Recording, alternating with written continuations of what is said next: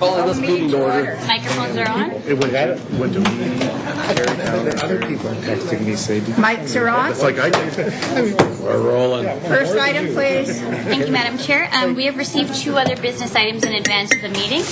OB1 pertains to evening construction hours and was raised by Councillor Asmundson. And OB2 pertains to parking on Karley, Crescent, and it was raised by Councillor Wilson. Perfect. Thank you. Is there anything else to be added to the agenda? If not, next item, please. Thank you, Madam Chair. The first item of the agenda is the minutes of the Council and Committee meeting held on Tuesday, September 6th. So moved. Recommendation to approve. Second. All in favor? Opposed? Carried. Moving on. Item 2 is a delegation. I would like to invite Ms. Johanne Dumas to please come forward. Ms. Dumas will be presenting the Société francophone de Maillardville's feasibility study. Du French. Oh, Dumas. bonjour. So nice to see you. Yeah, nice to see all of you. My flag, Olympic flag bag. Voilà. Okay. So I've given Manish copies of this document. I don't know if you all have one. Yeah. Okay. So basically, wanted to talk to you guys about the future of Société francophone de Maillardville and the community of Maillardville, the francophone community of Maillardville, because that's who we work for. I had a meeting, myself and the board met with, there was an invitation sent in July, but Richard attended, and, Mayor Stewart, we're in a different reality here. And Councillor Zerillo attended the meeting.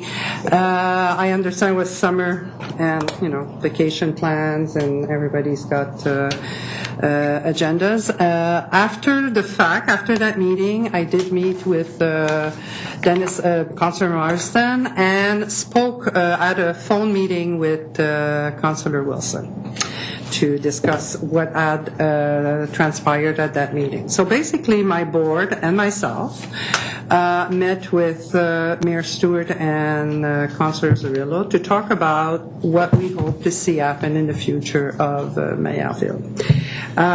We've gone forward and done a feasibility study to evaluate where we're going, what's happening, what are the needs. You have just received some notes, the summary results, and of course there's a draft copy of what the report will be all about, as the Realize Co-op was kind of rushing through all this, and I didn't want them to rush. I said, let's just do a draft copy and we can finish it properly after. So basically what I wanted to share with you is that the results are demonstrating, once again, it's not the first study that we are embarking on.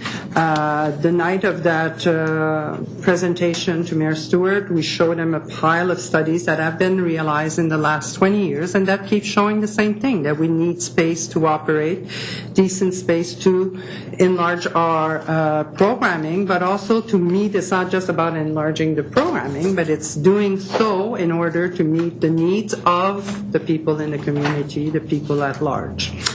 So at Festival du Bois was our first meeting, like public surveying initiative, where we had the democracy and people came and shared with the consultants at Realize Co-op information, what they would like to see happening in view of la francophonie in Coquitlam. And you'll have, of course, a lot of information within this document. What I was sharing with both Mayor Stewart and Councillor Zerillo that night is, just to put it plainly, and I could rehash everything that's in there, which you will have time to all sit down and, take the time and read it at your leisure.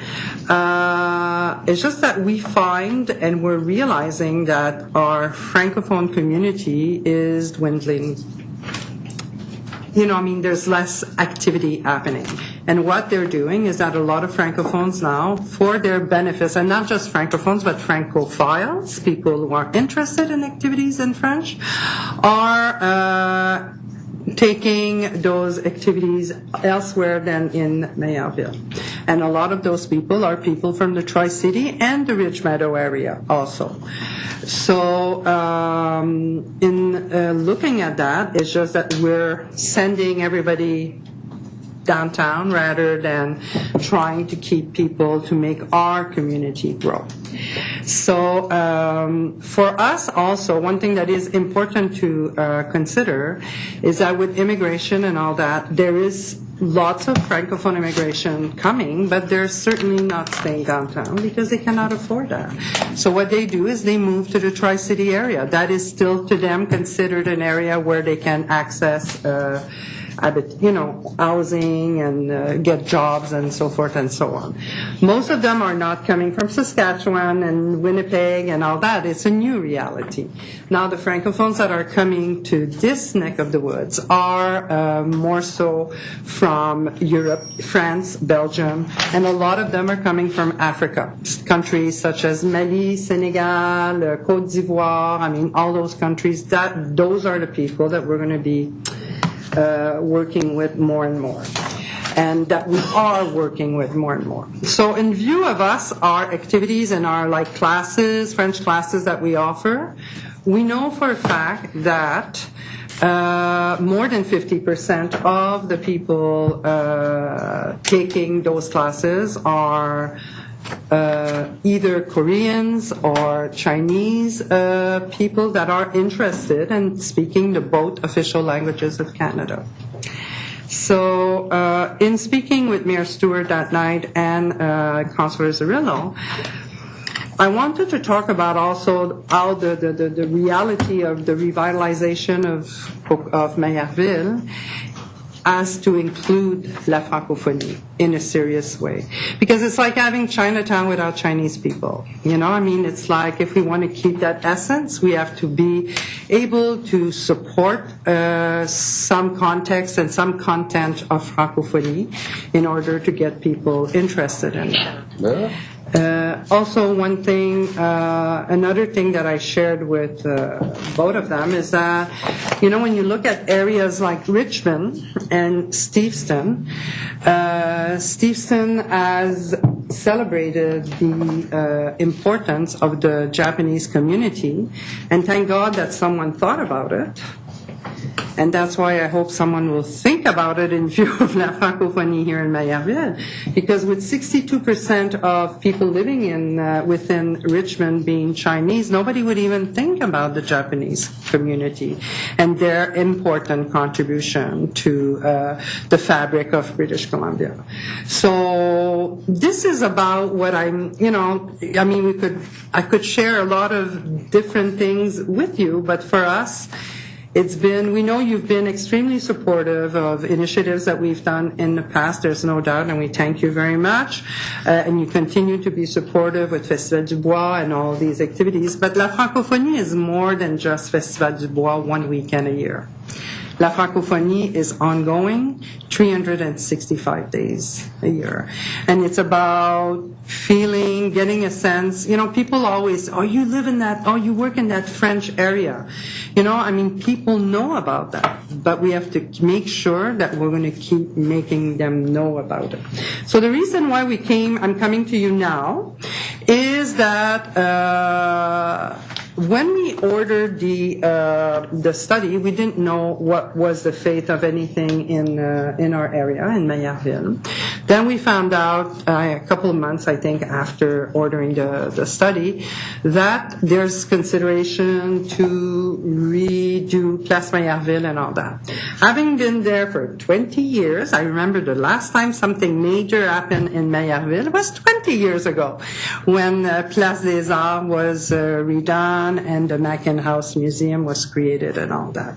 So for us, we see this as an opportunity. I've met with the Place Maillardville people already. You see there's a list of timeline of meetings that we've had. And they're not saying yes, they're not saying no, because it's not up to them to make that decision. But it would be a good fit to have a nice French cultural center next to the community center that would serve people within that core, within that area. So hence why we felt it was imperative to share that information with you, and hope that we can enter into some talks and some, at least an exchange, that we can see where we can go with this. Voila. Okay. Jerry O'Neill. Yes, thank you very much for the presentation. And as someone who has two daughters-in-law now who are French immersion teachers, the subject is quite dear to me. And you mentioned Ridge Meadows and Tri-Cities, and one of them teaches in the Ridge Meadows area, and one in the Tri-Cities. So we talk about this a lot. The question that I have will be actually for the General Manager of Parks, Rec and Culture, Raul Alhueva, because I want to know, maybe we can refresh everyone's memory about what that master plan for Parks, Rec and Culture had to say about the furtherance of the French language and the French culture. Did it differentiate between this particular language or culture group and all the others, have a special place, or was it even identified as something that we should be looking at or considering or studying? And he's sitting right behind you, so he'll be talking to your back there, if you don't mind. Yes, thank you, through the chair. So there's a fair bit of discussion around the role of Maillardville in community heritage. As an example, there's lots of discussion around Place Maillardville and the fact that the French heritage. A lot of that is expressed in the neighborhood planning as well through some of the architecture, and so there's a combined effort in various city initiatives, including the planning and some of the work we're doing in the community heritage component of the Arts, Culture, and Heritage Strategic Plan. A significant focus of that is the long-term plan and long-term planning for the replacement of Place Maillard and the development of potentially a community heritage center, and other means to express cultural heritage. It's quite diverse at this time. There's no specific identification of a francophone component to that, but there's lots of work being done right now on the feasibility of the heritage center and the ultimate replacement of Place Maillard, and it includes the society in that discussion. So at this point, that there's a lot of discussion around that. We certainly are not at the point. I haven't seen the study. We were not part of the discussion of the study insofar as Parks, Recreation and Culture heard about the initiative through the Maillardville Revitalization Committee, and we're quite open to discussions with any cultural groups, and there's certainly a sense of the role of French heritage, through Fraser Mills and the whole development of Maillardville. But there's been no specific, and it's far too early for us to make decisions around specific heritage centers for the Francophone community. It talks about a cultural heritage center. So at this point, it's very early. We are including the society in discussions around Place Maillard and around the Heritage Center, but it's too early for us to make any decisions through that. Thank you. So, Johanne, with that answer in mind, it seems to be pointing more at this stage to the Francophone group being part of perhaps a larger heritage center of some sort. I wasn't aware of that, though. Oh, you weren't aware of that? Okay. So how does that... Well, for us, I think when we look at what the mission of Société Francophone de Maillardville is, it's to support the language, the culture, and the heritage of the Francophones of Maillardville, and through different initiatives such as education, arts, culture, and so forth and so on. So we're not, for us, we want, staying true to our mission, because, we're not going to adapt to, type of thing. Most definitively, heritage is part of it. And I feel that we're better to talk about French heritage and French people. So... Okay. So, you're not definitely saying that couldn't happen within Heritage Center.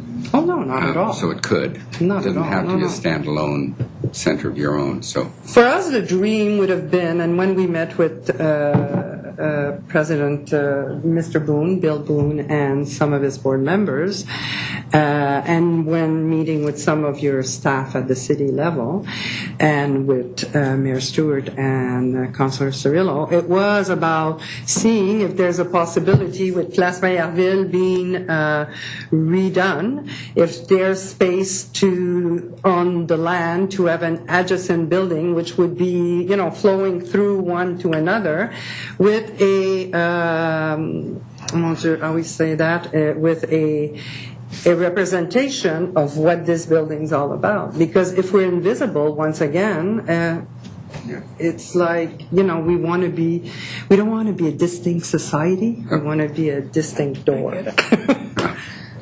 So we've never identified a facility such as a standalone. No, never. Well, you've never talked about it before, to me anyway, and certainly in the discussions that around this council table for almost 5 years that I've been here, that's never come up. It's not on any list that we have, any priorities, anything like that. But you're bringing it up now, so thank you very much. Appreciate it. Thank you. Craig? Okay, well, welcome. Thanks. I'm just sort of getting caught up to speed. I'm sorry I wasn't able to attend the meeting, but as you know, I was learning some French culture on my own and touring your hometown with my family. So, but thank you for coming forward with this idea. I think this is a really good time to have this discussion because we are looking at Place Maillardville. We're doing the Master Parks and Culture Plan. So I'm glad we're starting this discussion now. And I know this is a long discussion that's been going for many years, but I think we're at that sort of crossroad where we can start to sort of say what is the plan and what can we do. Reading you just quickly skimming through this right now. You mentioned sort of two options. One is the standalone facility, and I think you reference here that if you're able to get, I think it's a reasonable price land, and I don't know if that's something that even exists now. I think it's probably all market price. And the other option that you list is, I think it's under here, he said, the greatest risk would be the ability to obtain a suitable parcel of land at a reasonable price. The other option, as you've identified here, is to go in with Place Maillard. I recall at one time you had offices in that building years ago, and then sort of went off to your own lease, or again, that sort of standalone. So I think it sort of comes down to and I recognize that, here in this report you mentioned that one of the advantages to standalone as opposed to being within another building is the identity and some of those reasons for having the standalone. So I see the advantage to the standalone, which is you have the identity. The disadvantage to the standalone is that requires land, either through a purchase for your society or the need for the city to place land next to our development. And one of the things that we are seeing more and more of all of our developments is higher. As opposed to wider. We're seeing parking underneath, we're seeing multi-story, and I think that as we start to see new things such as libraries and other centers, we are going to see height as opposed to spreading out, particularly in areas in developed areas like Coquitlam and Maillardville. So I think that's something that would have to be discussed in conjunction with the planning, whether that's possible to actually have a separate building next door. It would more than likely be that if it were to be combined, that it would be separate entrance or something along that line. But I think the idea of buying property standalone as property is becoming very expensive from your standpoint as it is from ours. But I certainly think that we need to somehow sort of figure out a way that we can preserve that identity and have that representation in Maillardville, because I'd hate to see the group move to another location or something, because I recognize that French culture expands beyond Maillardville. We like to think that it's only here, but it does, and we're very thankful that you come here to celebrate the Festival de Bois, and all of that takes place here. And I think we have to find a way to continue to accommodate that. And so I think that through the Master Parks Rec and Culture Plan and through Place Maillardville, we certainly have an opportunity to discuss that. I hope that you will be very active in that discussion, and that our staff will work with you on that. So do you have any further thoughts on the standalone versus the inside part? Or Because I would say about 2 2-3 years ago, when Jill Cook was still working at the Coquitlam Heritage Society, we had at one point a discussion, Jill and I, of potentially maybe if they were going to rebuild some heritage center, that we would share in that. And for me, we didn't have an objection to have offices upstairs. Do I care? It's like, you know, we want space also that is. And at one point we were talking about museum space. We thought that even museum space, heritage museum space, would also serve well as a venue to present artists, to have a concert. Like I've been to many places, like even in North Van, they do that. They use some artistic like a museum for people to come and do performances. So there's all sorts of ways that this can be worked out, there's no doubt. But in you mentioning, when we were back then at Place Maillardville, we were completely invisible. Mm-hmm. And that's what created challenges for us, because we were becoming invisible. And on top of that, a lot of programming in French was starting to be offered by Place Maillardville. So it's like we were becoming invisible and competing with our landlord of the time. So I know there was some confusion. That's it. So just in the sense of, it's about creating space where people will come to embrace the culture. I mean, it is one of Canada's official languages. It's a community, Maillardville. We know Maillardville had its roots not only with francophones, we know that because they were invited to come and work along with the Japanese and the Chinese community and so forth and so on. But I think they had a very important impact in the community, and like Mayor Stewart said, we have what do you call it when you show off there? No, you said something to me. Something rights there. I said something right. That narrows it down. So, The mayor doesn't know anything but showing off. yeah. There's a picture of it. Yeah, but anyway, I just... Yeah, but it's important. I mean, for us, I want everybody to know we're open to any discussion. We've always been open to discussion. We've always wanted to see bragging rights. We've always been interested in continue to work with our community, because the community is not just the Francophone community, it's all the other groups that we've worked with over the years, and we win to be together and make things happen together as a group. So, but it's about creating win-win situations for everyone. That's great. Thank you. I really like your thinking where you're going with this, so thank you for bringing this forward, and thank you for all the work you and your society do in our community. Thank you. Okay, I've got myself on the list. We go back so many years to when we were starting having little French boutiques along Brunette Street, and that never came to the fore, trying to bring French businesses in, but the folks that were the butchers, the bakers, and the candlestick makers of old are now shopping at Costco, so I don't forever see that's sort of in the cards. But I do think that there is a place for some kind of a cultural center, and whether it be an adjunct to what staff is doing now or whether it be standalone, who knows. Right now we have a very busy staff, and they keep coming up with bright ideas. Some I like, some not so much, but for the most part they really are looking forward, and they're being busy. And I think what I hear from all of the things that you're saying, it's about space, but more than that, it's about identity. Yeah. And I think that's something that staff can work with. We have an excellent communications officer. We have excellent people that would understand that and take it. And to me, it's also an opportunity for economic development.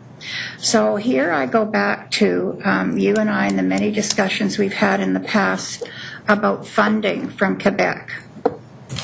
is there any available? Is there anything available? I will work with you on this, but is there anything available that we can get or use, or something that we could maybe enhance space or build space or do something for this, for the culture in Maillardville? And that doesn't preclude staff moving along and doing what they're doing, but if we all of a sudden knew we could get some significant funding, some significant interest, I don't care if we name it after Pierre, but let's just do something. Let's try and move some kind of a French connection. And this Friday that just passed, the francophone community was invited by Deputy Minister Boissonneau, which works under Madame Joly, Minister Joly of Canadian Heritage. And the reason why they met with us is that they're on a True Canada consultation with minority francophone communities and minority anglophone communities in Quebec. So we're one of the last stops. So we had that meeting, a 2-hour meeting on Friday, and one of the objectives, because Quebec cannot help us. I mean, they can barely help themselves. They're not going to help they us. have lots of money. Well, they're challenged, and I guess they have to. But the government of Canada right now is reviewing all of its agreements, because we have agreements across Canada that support us through funding. Our core funding has not been raised for 13 years now. So this is what they're addressing. They want to evaluate the core funding of Francophone minority groups. And that's because they see the other minority groups coming in and they're getting lots of presents. I don't know what their motivation is. But also they're evaluating the infrastructure needs across Canada, because it is unanimous that Francophone groups across Canada are challenged such as we are. And if there's no visible reality, a place to be, then people forget about you. Okay, so I would suggest that if you can get one of these very interesting people out here, that you set up a meeting with Raul and Jim and whomever, and sit down and get into some really, hardcore talk about, what have you got to contribute? What have we got to contribute? What kind of a presence do you want? And I think from a federal point of view, and I think that's probably where we need to go. There's a cultural grant that exists presently That's not enough. That's not enough. A cultural grant that's been announced a couple of months ago, that for cultural centers. So that could be if it's one significant, it's worthwhile pursuing, and we certainly have the staff that will do it. So, anyhow, if there's nothing, Benita, sorry. Actually, thank you for coming in, Madame Dumas. And I just wanted to take this opportunity, in case staff didn't read it in the paper, but I did read in the paper last week that Coquitlam School District 43 has the highest percent of French immersion in BC. And to Mayor Stewart's point about bragging rights, I think that this is a space for our children in Coquitlam and the Tri-Cities to have a competitive advantage to have the dual languages. And I'm a sample size of one, but I just want to push it out there that when I did move here from Quebec, I visibly saw the sign, and it became a huge resource center for me just because I physically saw the sign. So I think it is, to Councillor Reid's point, it's about identity and visibility, kids camps and that they run out of there. And yeah, I just think it's a competitive advantage for our kids. As Councillor O'Neill said, more and more teachers are looking for resources, more and more kids are coming into it, and I would just hate to see it not get the visibility or the identity that it needs. I'm right behind having it have a higher profile. Thank you very much, Mayor Stewart. Thank you. Wise one of two things. And thank you very much for coming. Merci d'avoir venu. Je dis souvent, since I was elected, almost every speech I've ever given included at least a line of French, because we have the bragging rights, because it is, Maillardville its heritage is French Canadian. It has many other heritages now and many other groups, but the only one actually that we support financially as a culture is the French Canadian. We don't perhaps give it enough support from many people's perspectives, but We do value it. I do value it. On the French immersion side, my wife's a French immersion teacher. I know there's other educators among the families in this room that either are connected to French immersion or teach French immersion. French immersion started in British Columbia, right here in Coquitlam, and there's another thing to be proud of. Another term of our bragging rights was Fernand Bouvier. So that's one of the two things you know. Yes, that's the other Perfect. one. Cécile Bouvier, and there was a group that that really pushed, because there were two other French schools in Maillardville at the time, both of them Catholic, and there was no public French school, French immersion. It was, so the other two were actually programme cadre, or at least split program. But that's something to be fiercely proud of, and yet Kelowna has a building. Yeah. And, Kelowna has a French heritage, as much of British Columbia does. There's lots of streets in Kelowna that you look at it and you say, what on earth is Bernard Street? Well, it's Bernard. It's actually a French Canadian. There were so many French Canadians in Quebec, in Kelowna, in Victoria, in Nanaimo. So many of those, yes, and so many of those groups, and they've got centers. They have, across Canada, centers, and I acknowledge that we don't. Our French Canadian, our francophone cultural group doesn't. And Powell River as a center. Powell River? Powell River. Yeah, but that's a big group, though. There's I know, dozens. but they have a center. So I thank you very much for coming. I thank you for inviting council to that meeting. I know it was a busy time in July, and it's awkward, but keep working. I encourage the Francophone community to keep working. It's a community I grew up in. My mother was French Canadian, and that's why my father was told where he was going to be raising their children. And that's so many people today, where one of them is French, and where the choice has become Maillardville to folks from Africa, folks from Caribbean countries, where we see them wanting that dual culture, and so I applaud you. The challenges, this study, when did it start? Remember you We started in March. Okay. And I hate to suggest a future study, because you've done so many over so many years. We would have loved to have been involved a little bit on the terms of reference sorts of elements, because there are things that we need to know and ways that we have to capture that information and make it more usable by council. Because we do have to, there's lots of decisions and lots of demands upon the resources of this community. From my perspective, in my heart, I want Francophone to be one of the strong ones, and so let's put our best foot forward. I thank you again for coming in. Merci beaucoup. Merci. Thank you. Thank you, Joanne, and you will be in touch with Mr. Alaoueva, and if you can't get him, get us, and we'll get him. Thank you very much. Merci tout le monde. Thank you. He's from the strong Spanish community here in Coquitlam. Yes. And you won't see a cultural center up before the French one will be. Thank you. Next item, please. Moving on to other business. The first other business item concerns evening construction hours and was raised by Councillor Asmundson.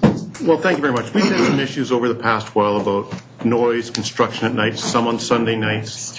And, I want to have a discussion with council about the construction evening noise. We've done some things about the mornings, which I think are fine, the times for the mornings. But as we go to 10 p.m. in our present hours, and I mean, if there's anything from staff, I don't know the rationale why we have it set 10 p.m. rather than 8 p.m. The latest one was somebody was running a backhoe to dig a foundation at 8:45, 9 o'clock at night on a Friday night. I want to have some rationale for council and why we have these, and can we do construction that later in those times that's within a building that's not creating noise, and limit the other types of stuff in the evening. So just some questions in regards to that. Good afternoon. Excuse me, Madam Chair and council members. Just a few quick comments, and I'll hand it off to Doug, because really he's the resident expert on this. we had heard the complaints came in. There was some email communication and some phone calls over the weekend. Doug's really taken the lead on that, even though he was out of town at a ball tournament. And he's since then followed up with both bylaw staff and some of the other staff that are involved in this. So we are attending to it. We've also talked about just sort of the state of affairs right now around construction hours, days of construction, and that. But I'll leave that to Doug to go into that detail. If there's an interest from council to look into this, we can certainly do that. We're very busy in this area, but if that's a council directive, it can be done. Before you get started, I assume you're talking mostly about the Burke Mountain area? Well, no, And I want to talk about the town center area between 11 and 4 a.m. So if you're going to address it, go ahead and we'll. okay. My construction about construction hours, the bylaw to 10 p.m. throughout the whole city, just not Burke Mountain or anywhere else. We've had complaints throughout the city from different times to times. One of the biggest things I've been pushing, Mr. McIntyre and Doug, it's one of the issues I've talked for a number of years in this council, is reducing social impacts of construction. We understand that we're a growing and developing city, and development's going to happen, and people understand that. But how do we reduce those impacts? This is one of the areas I think that we haven't had a ton of complaints. On most construction sites I'll see will be done by 5, 6 o'clock. They'll be most be gone, right? But we have the ones that cause the problems, that don't follow the rules, and create a lot of angst and upset. And we've had some areas on Burke Mountain of late, working on weekends and Sundays, framing and stuff late in the evening. This was guys back home. We had other areas of the city with the same thing. And what I'd like to look at is, what is the need for a 10 p.m.? Why is that there?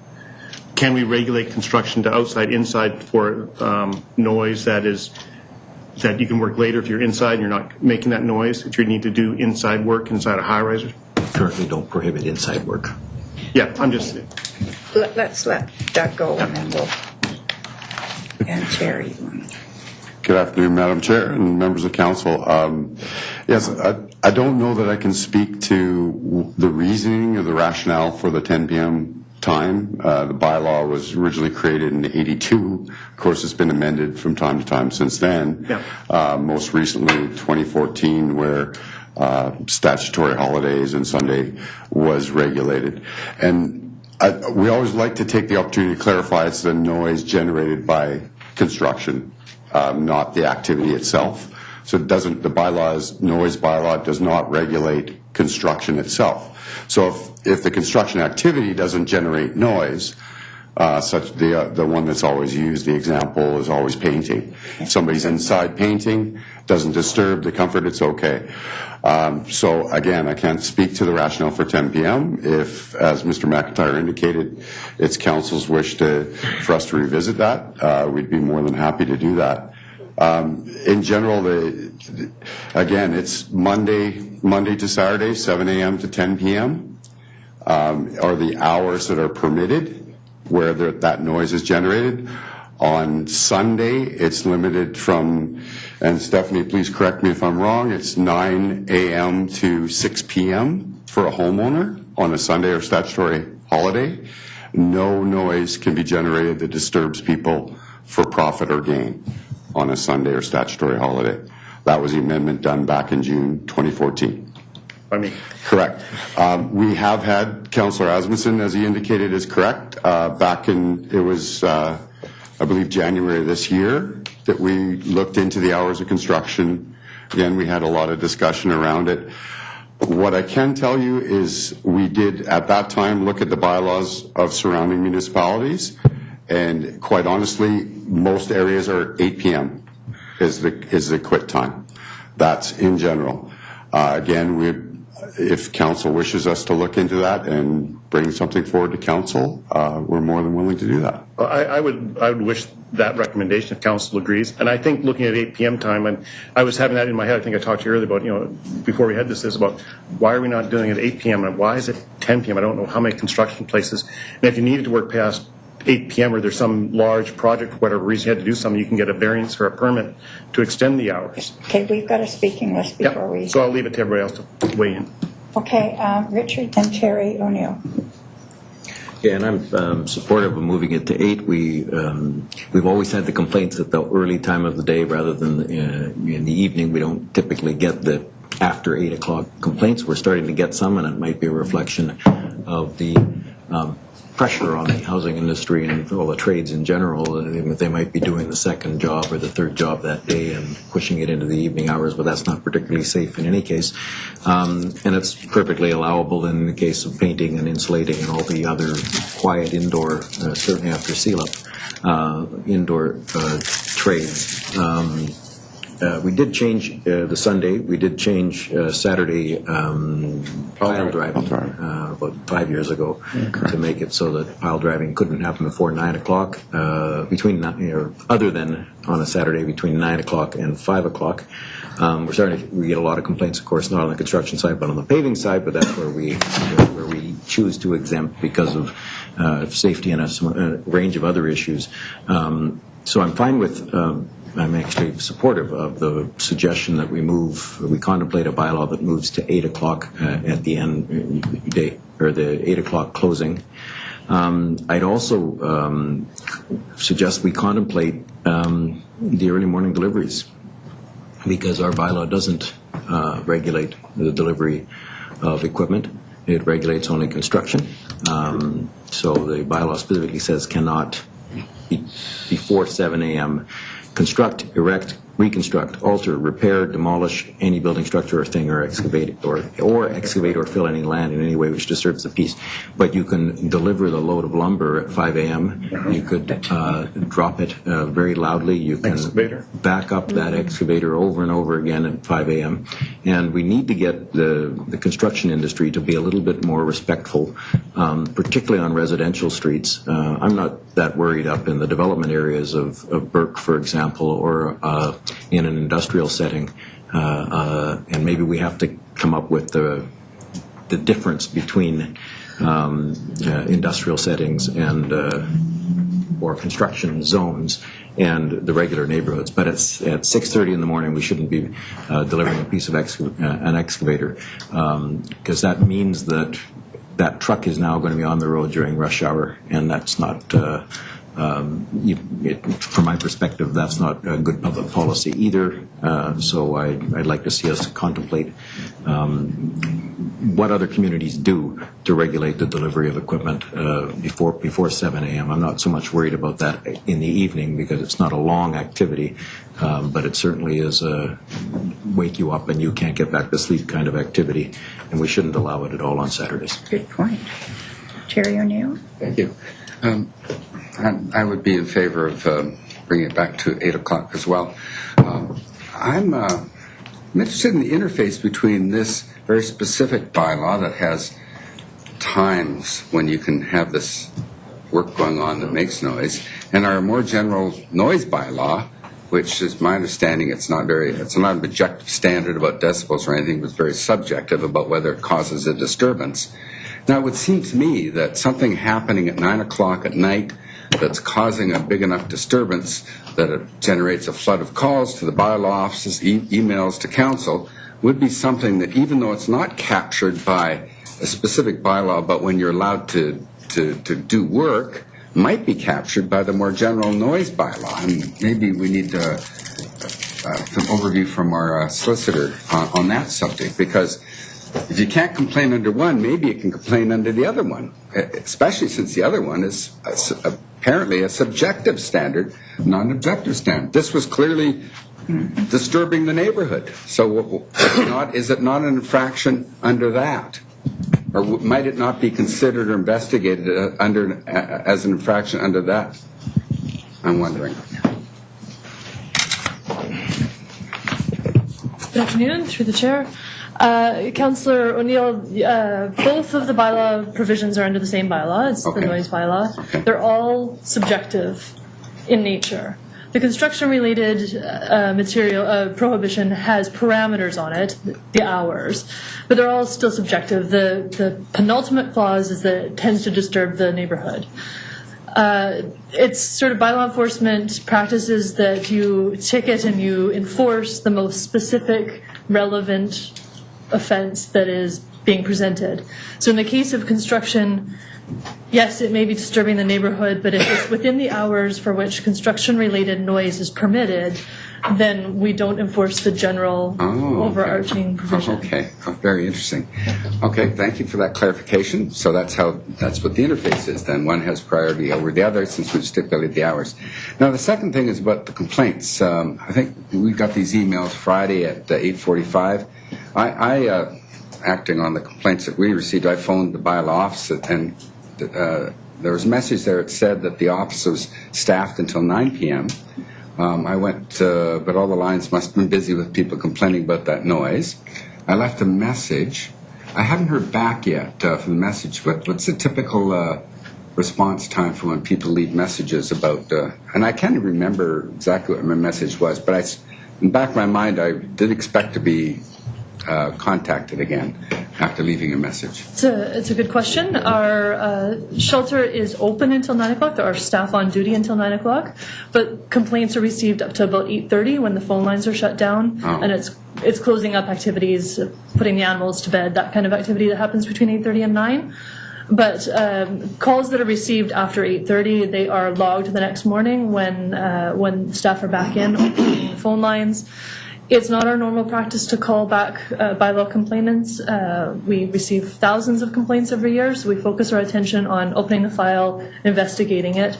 Certain types of complaints, the complainant will get a call back if it's specific in nature, but general regulatory complaints like noise do not generally prompt a return call. Well, thank you very much. Okay, before we move on to staff direction or a motion. Oh, I have Dennis, sorry. And then I wanted to ask about what's happening at night here that's rattling all the buildings. So, Dennis, go ahead. Thank you. Yeah, I'm not certain about the 8 o'clock. I think that certainly could be a catch-all solution because I get if there's painting done at 9:30, 10 o'clock at night, tradesmen's trying to get it done because they got a completion date. I get that, and I think generally people would be accepting of that. Certainly exterior work, excavation, heavy equipment work, it certainly is not acceptable. And 8 o'clock would certainly fit for that. So in looking at what some of the other municipalities that are doing, if they differentiate between the two, interior non-equipment construction versus that, then I think I'd be interested in that. If the standard appears to be just here, it's an 8 o'clock time across the board, and we don't differentiate, then I'd accept that. But like I said, I do like the ability for tradespeople to be able to finish these projects up. They've got the tight timelines. They want to make sure they get them done. So, but again, I envision that as they're installing carpets, they're cabinets, or they're doing painting, some electrical work. Typically, those things aren't noisy. And if you do them later, I'm fine with that. The mayor made a comment in regards to the early morning deliveries, and I think that makes some good sense as well. Perhaps you distinguish between residential or commercial. Again, commercial buildings, the industrial areas, there typically is activity going on, and there is noise, and it's more acceptable. But to have a truck backing up every morning and dropping off equipment or dropping off supplies at 5:30, 6 o'clock in the morning it is certainly going to disrupt a residential neighborhood. And as we start to get to greater densities in some of the shoulder areas, that is disruptive. So I think if we can look at something like that, and if others are going, if there's some solutions out there, I'm willing to look at them. The last point was just in regards to the timing on this. And if we look at changing the hours, this resolves itself. But it concerns me that we would say that we've got a bylaw up till 10 o'clock, but we stop responding at 8:30. We have to have these pieces aligned. If we're going to say that thou shalt not do something up after a certain hour, it would make sense that there would be the ability to receive the information and act on the information immediately. So they can be essentially caught in the act. These emails came in saying this is happening at 8:45, yet we're hearing that, well, yeah, the message will be left, but we're not going to see it. Whereas, at 8:45, the phone call came in, all of a sudden, an inspector can go up there and take action on it. And so there's two pieces to it. One, they're taking action on it, and two, they're being seen to take action on it. And I think that's really, it's about respecting the neighbors. We have lots of good information about the good neighbor bylaws or the good neighbor agreements, but this is ensuring that we ask that they truly be followed. Go ahead. And as follow-up to council, this particular complaint, it did make its way through to me at about 9:45 on Friday. It got flipped to the Saturday supervisor for attention on Saturday morning. We did have enforcement staff up there on Saturday to, again, send the message. We're not able to deal with complaints that come in after our hours or officers are back at the shelter and off duty, but certainly we do deal with them first thing in the morning. Okay. All right. Thank you very much. Okay. Again, if I could just ask this question before we go to direction. I had a phone call from a couple of people in the Westwood building, right at Westwood and Guilford. I guess every night between about 11 a.m. and 5 in the morning, something's going on that's literally shaking their building. Do you know what it is and how long it's going to last? Everyone's surprised because it doesn't look like they're not drilling holes for the SkyTrain and, you know. Nobody knows? I can't make any guess at what it would be, but between those hours, I would doubt that it's construction activity that's related to a private property. I wonder if it relates to the Pine Tree Way works, because they may have been doing. Well, that's what I'm thinking. I suggested that. They've certainly been doing the paving. You go home one night, you come back the next day, there's no lane been paved, but obviously there's work that's been going on. And that would be provincial? No. That's us. Or is that us? That was an engineering project, and Joseph did brief me specifically that engineering gave a lot of time and effort to trying to figure out what they could do at night, what they couldn't. If they do some more work at night, of course, there's traffic, congestion avoidance, and the job gets done quicker. And it's safety. His end of conclusion was that that some work could be done at night if it was in the commercial area and there was no residential right there. Where there is residential right there, they wouldn't. I don't know if you know any further, Dana, than that. How much longer will it last? The midnight to 5 a.m.? I'd have to get that. Yeah. Okay, if you could, and then I can give an answer back to that strata. Okay, thank you. If I may, just quickly in closing, one thing we do work very hard on, notwithstanding what the bylaw says, we go out there and encourage builders to quit earlier and give people a break. That's a consistent message by all staff. The bylaw is, it just means we can't ticket for the offense, but we do go out there and communicate that. It's in the Good Neighbor brochure. It's in every time we go visit staff. And in fact, this was the case here. We again voiced that concerns, that we've heard these concerns from local residents in regards to this, the emails received Friday night.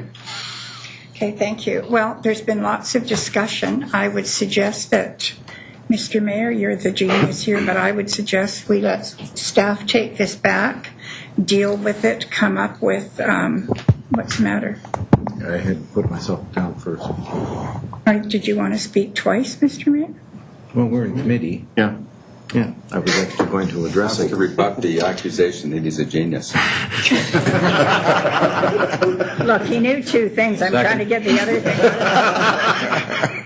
Go ahead. Just to clarify, Councillor Marsden mentioned inside, outside. Our bylaw doesn't, our bylaw is very philosophical in that if the tree falls in the forest and no one's there to hear it, it didn't make any noise. If the construction is happening and there's nobody there to complain, it doesn't disturb anybody, then it's not noise. In our bylaw, noise is only noise that is annoying, a noise that someone will complain about. So it's a very subjective provision, and therefore, if you're laying carpet or painting or doing the plumbing connections, you're probably not disturbing your neighbor any more than the barbecue at the other neighbor's house. So that's how this bylaw differentiates between indoor activity and outdoor. It doesn't. It just says if you can put your fence in quietly, it's not noise. So is that more direction for staff? No, I'm just explaining. If I could, Madam Chair, on that, And you see this on occasion in the commercial industrial areas, particularly in commercial areas. There is, the tenant improvements, some of the improvements in some of the commercial buildings. They do that in the evening, to avoid, interfering with customers and parking and traffic and that. So I know when Doug and I were debriefing this morning and talking about this issue, one of the things we had, I think it's come up at the table here too, certainly going to an earlier time limit. I think we can look at that and come back. But also we want to check with some of the other municipalities and see, because we're not the only ones that are encountering, extensive construction activities. So we want to check around and see if anyone else has come up with some better approaches, what their policies, what their practices on this, and so we can come back to council with a package of recommendations and tune up our bylaws and policies accordingly. Okay. And my last point was the advantage of the 8 p.m. is that if a contractor does continue with noise-producing activity after 8, the phone call will be answered. And in many cases, the bylaw enforcement officer will be there before 8:30, and there's a ticket issued, and these people will be able to be convinced a little bit easier than if the test is at 10 o'clock and the bylaw is stopped at 9, and it's a little bit more complicated, obviously. So I'm going to suggest that we've heard consensus, I think, that some options need to be produced for the later night and perhaps even for the morning deliveries, and I would suggest, Madam Chair, that's direction to staff. Okay. That's direction to staff. Go forth and multiply. Wrong direction. Wrong direction. Reduce. We're doing that work after 8 o'clock tonight. It's a different kind Don't make any noise. It's a different kind of disturbing noise. I mean, we'll stop by Next here. item, please. Thank you, Madam Chair. The second other business item concerns parking on Karley Crescent, and it was raised by Councillor Wilson. Thanks. We had a discussion almost a year ago, I guess it was, about parking on Karley Crescent, because this is where most people park to go into Crystal Falls. Long discussion. We had a presentation by some of the homeowners on that street, trying to figure out ways to provide additional parking sort of nearby, but not on the road. There was a discussion about how Crystal Falls is private property, and so if we're encouraging people to trespass on private property, it's an issue as well. I just heard from a few residents recently because of the impact that they felt over the summer. And I had just happened to be up in that area. I didn't park, but I was looking around yesterday, and it was just packed with cars and people. I mean, it was a beautiful day, and you'd expect it to be that way. So I just wanted to ask about,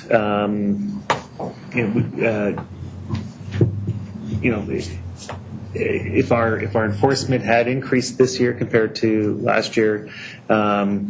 If we'd had any luck in exploring, other options for parking. Somebody had mentioned to me the power lines just off of Shaughnessy. There's a couple bollards there, and they were asking why couldn't they park sort of along one side.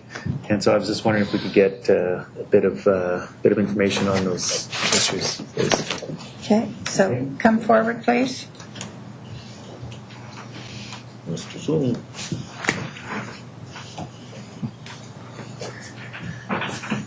Yeah, I'll start off.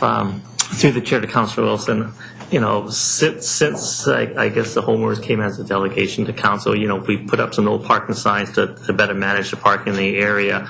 And I understand that has been enforced, and many tickets have been issued for people parking improperly.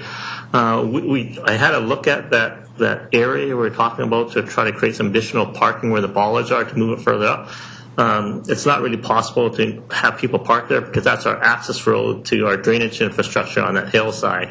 And if it's blocked, we won't be able to do our maintenance. And if there's any kind of blockage in the drainage system, we won't be able to get there in an emergency to kind of clear that blockage. If anything happens on the hillside, there'd be runoff and a debris flow. They'll come down that hillside and onto those properties on Karley Crescent. So it's not really feasible to kind of create more parking in that area.